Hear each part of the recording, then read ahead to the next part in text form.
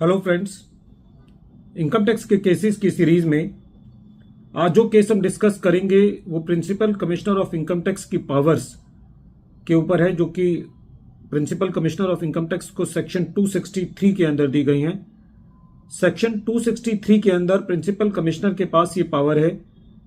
कि वो किसी भी असेसमेंट ऑर्डर को रिवाइज कर सकता है यदि वो असेसमेंट ऑर्डर इरोनियस है और प्रेजुडिशियल टू द रेवेन्यू है। सेक्शन 263 की एक्सप्लेनेशन 2A के मुताबिक सेक्शन 263 के स्कोप को काफी बढ़ा दिया गया था और मोटे तौर पे उस एक्सप्लेनेशन 2A का सार यह है कि यदि कोई ऑर्डर इरोनियस है, इरोनियस तब माना जाएगा जब असेसिंग ऑफिसर ने इंक्वायरी नहीं की और अपना असेसमेंट ऑर्डर पास किया, या जहां पर असेसिंग ऑफिसर ने जो व्यू लिया है वो पूरी तरीके से लॉ के मुताबिक नहीं है। उसी केस में उस ऑर्डर को इरोनियस माना जाएगा। प्रेजेंट केस के अंदर ट्रिब्यूनल के सामने जो इशू था वो ये था कि यदि असेसिंग ऑफिसर ने कोई असेसमेंट ऑर्डर पास किया और असेसमेंट ऑर्डर के दौरान असेसिंग ऑफिसर ने शो कॉज नोटिस इशू किया, प्रॉपर इंक्वायरी किया, तो क्या उस केस में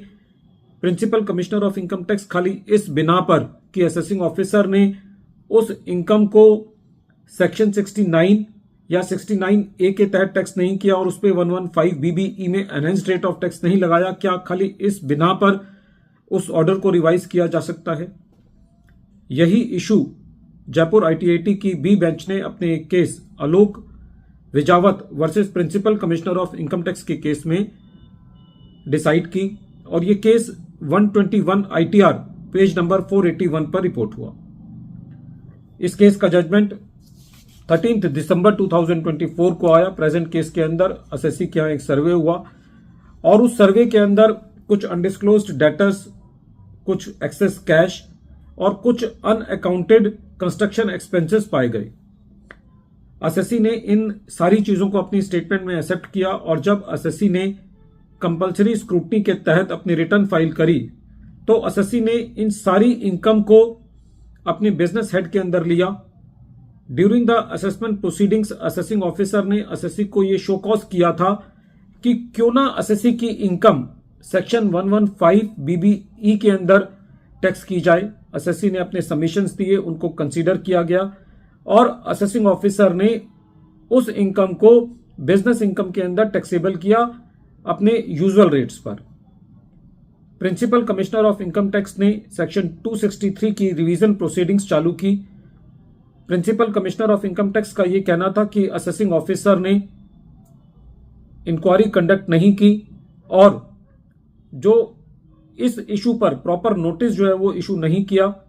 principal commissioner of income tax का यह कहना था कि प्रेजेंट केस के अंदर जो इनकम टैक्सेबल होनी चाहिए थी या तो सेक्शन 69 के अंदर अनएक्सप्लेन्ड इन्वेस्टमेंट्स में या सेक्शन 69A के अंदर अनएक्सप्लेन्ड मनी के अंदर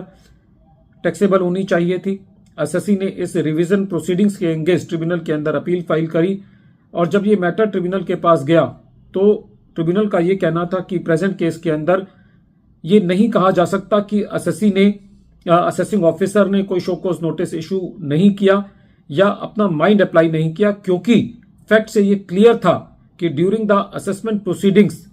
असेसिंग ऑफिसर ने शो कॉज नोटिस इशू किया है इस बात के लिए कि असेसी की इनकम सेक्शन 115 BBE के अंदर क्यों ना टैक्स की जाए। ट्रिब्यूनल का यह कहना था कि जो एक्सप्लेनेशन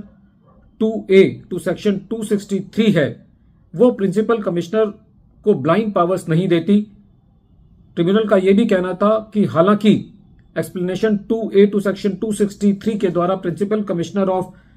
इनकम टैक्स की पावर्स को काफी बढ़ा दिया गया है, लेकिन प्रेजेंट केस के अंदर explanation 2A to section 263 apply नहीं होती। और ट्रिब्यूनल का यह कहना था कि जो 263 की पावर्स है वो अनफेटर्ड पावर्स नहीं है, जो कि जिसके द्वारा principal commissioner of income tax किसी भी ऑर्डर को रिवाइज कर पाए। प्रेजेंट केस के अंदर जो फैक्ट्स हैं वो ये दिखाते हैं कि कोई भी फैक्ट्स की या लॉ की एरर नहीं है या असेसिंग ऑफिसर ने कोई भी इरोनियस एजम्पशन फैक्ट्स को लेकर के या लॉ को लेकर नहीं की है। असेसिंग ऑफिसर यदि दो या दो से ज्यादा जो कोर्सेज अवेलेबल हैं उनमें से किसी कोर्स को एक कोर्स को चुनता है और उस कोर्स को चुनने में कोई लॉ की गलती नहीं करता, जो कि उस कोर्स को जो एओ ने चुना वो परमिसेबल इन लॉ है, तो उस ऑर्डर को प्रेजुडिशियल टू द रेवेन्यू नहीं कहा जा सकता, इरोनियस नहीं कहा जा सकता। तो प्रेजेंट केस में ट्रिब्यूनल ने जो रिवीजन प्रोसीडिंग्स पीसीआईटी ने शुरू की थी उसको क्वैश किया। वीडियो के अंत में एक बार फिर मैं केस का नाम रिपीट कर रहा हूं। केस का नाम है Alok Vijawat versus principal commissioner of income tax और ये case 121 ITR tribunal page number 481 पर रिपोर्ट हुआ। मैटर ऑनरेबल जयपुर ITAT की बी बेंच ने 13 दिसंबर 2024 को डिसाइड किया। Thank you friends.